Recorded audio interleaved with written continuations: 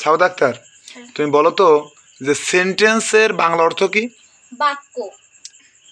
ঠিক আছে, সেন্টেন্স কাকে বলে? কতগুলো শব্দ পাশাপাশি বসে যদি সম্পূর্ণভাবে মনের ভাব প্রকাশ করে তাকে সেন্টেন্স বলে। ঠিক আছে, তো এই যে সেন্টেন্স এর কয়টি অংশ বলো তো? দুটি অংশ। কি কি? সাবজেক্ট আর প্রেডিকেট। এই সাবজেক্ট আর প্রেডিকেট, সাবজেক্ট মানে কি, এর অর্থ? উদ্দেশ্য। ঠিক আছে, আর প্রেডিকেট অর্থ? বিদেহ।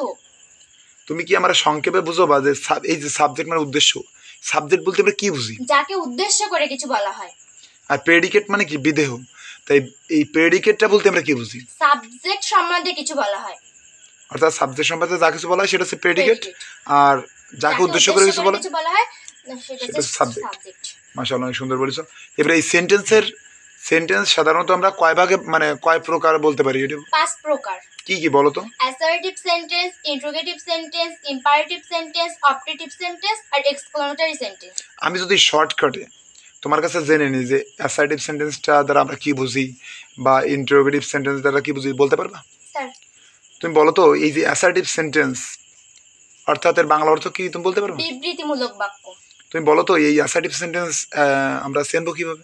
যে সেন্টেন্স দ্বারা কোনো ঘটনাকে বর্ণনা করা হয় বা সাধারণভাবে কিছু বলা হয় তাকে অ্যাসার্টিভ সেন্টেন্স বলে। মাশাআল্লাহ, অনেক সুন্দর বলতেছো। ইন্টারোগেটিভ সেন্টেন্স অর্থ কি বুঝো তুমি? প্রশ্নবোধক বাক্য। এটা কিভাবে আমরা চেনবো, বলতে পারবা? যে সেন্টেন্স দ্বারা কোনো প্রশ্ন করা হয় বা ব্যক্তি বা বস্তু সম্পর্কে কিছু জানতে চাওয়া হয় তাকে ইন্টারোগেটিভ সেন্টেন্স বলে। অর্থাৎ এক কথায় আমরা বলতে পারি যে যে কোনো ধরনের প্রশ্ন যদি করা হলে সেটা ইন্টারোগেটিভ সেন্টেন্স। ঠিক আছে। ইম্পারেটিভ সেন্টেন্স এর বাংলা অর্থ বলতে পারবো? অনুজ্ঞাসূচক বাক্য।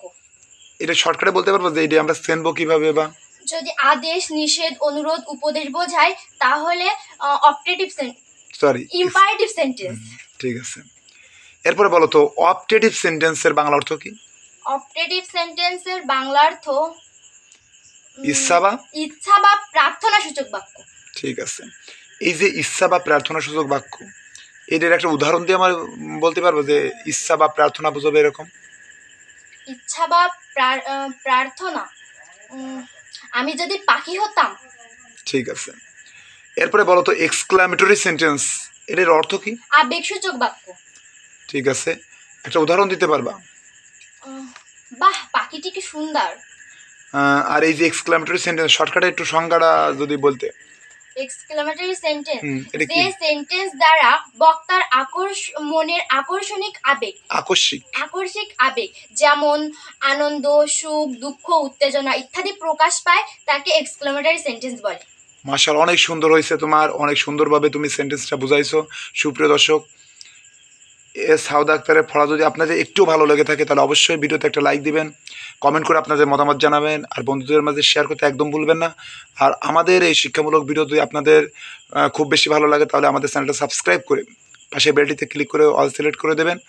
আর এই মা বাবা দেওয়া কোচিং সেন্টারের আরও ছাত্রছাত্রীদের যে শিক্ষামূলক ভিডিও আপলোড দেওয়া হয় আপনাদের যদি ভালো লাগে তাহলে অবশ্যই কমেন্টে মতামত জানাবেন, আর সবার জন্য দোয়া করবেন। আমরাও আপনাদের জন্য দোয়া করবো। আসসালামু আলাইকুম।